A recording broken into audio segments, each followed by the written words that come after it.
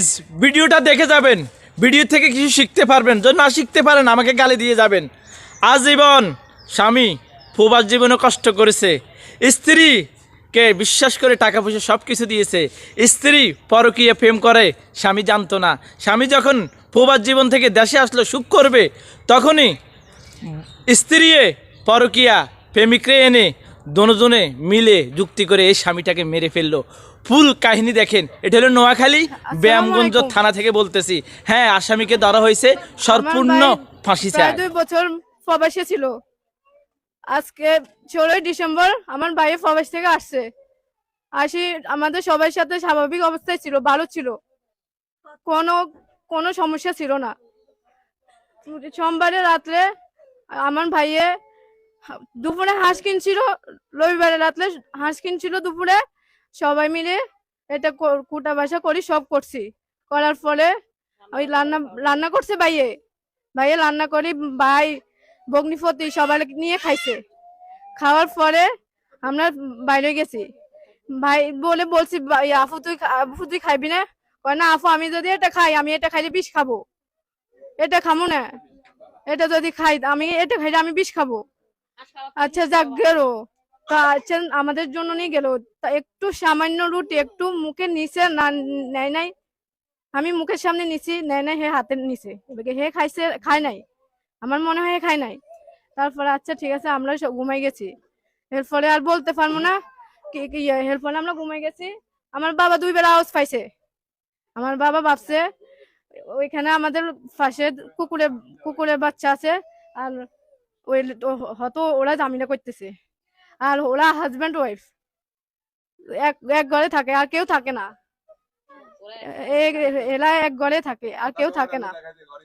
কিন্তু আসার 3 দিন পরে ওর বন্ধুয়ে টাকা থুইয়াইছে ওইখানে, ওর বাপের উমরা করাইবে, যাওয়ার সময় নিয়ে যাবো, ও টাকা পাঠাইছে, এই টাকা ওর ওয়াইফের অ্যাকাউন্টে এখনো আছে।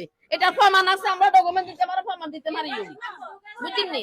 এখন ওই যখন ওর ওয়াইফের অ্যাকাউন্টে আসছে, ওই টাকাটা যখন ওর ওয়াইফের অ্যাকাউন্টে বিশুদ্ধভাবে ছাড়ছে, ছাড়ার পরে এখন আমার বাসুরের ছেলে ইসমাইল হোসেনের টাকাটা এর ওয়াইফের থেকে চাইতেছে উড়াই দিতে বলিন, না দেওয়াতে হের বাপের বাড়িতে লই গেছে। 3 দিন থাকি ওইখানে পরিকল্পনা ভাবে আসি এর হত্যা করিয়ে লেছে।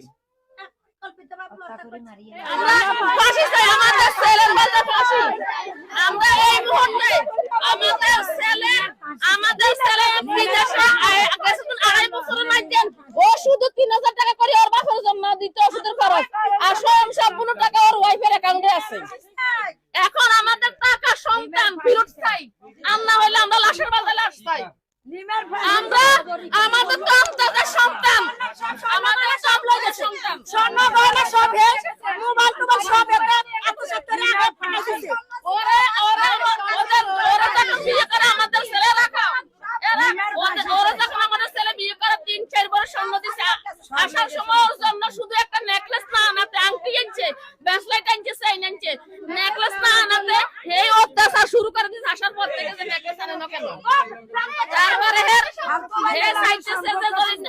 স্বর্ণ অলঙ্কার আরো আনতো, তাইলে ওই যে তার সাথে খালতো ভাইয়ের সাথে ও আটকে আছে, ওর সাথে বাগি যাইব, এর পরিকল্পনা আছে। এই জন্য এর মারছে, এই জন্য মারি। এখন তো দেখে যে নেকলেসের টাকা চলে যাইছে ওইখান থেকে।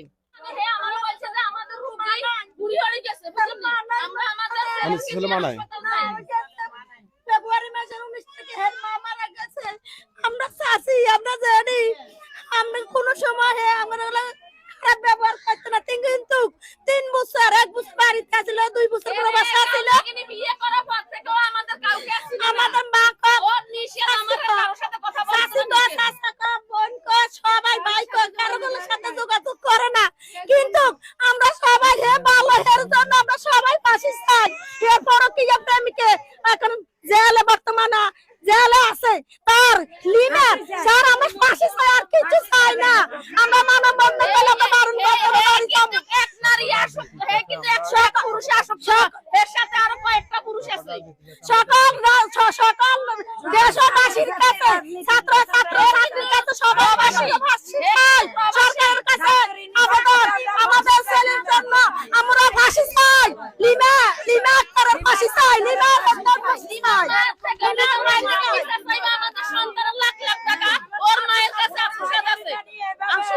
যখন আমরা আমাদের রোগী আমার হইতে কইছে আমার হইতে বলছে যে আমার বাবা জাফরের পুতে গুড়ি হয়ে গেছে আমরা ডাক্তারের কাছে নিতেছি হে কিন্তু তো ডাক্তার হাসপাতাল হে যায় নাই দেখেন স্ত্রীকে বিশ্বাস করে অ্যাকাউন্টে সব কিছু করে দিল।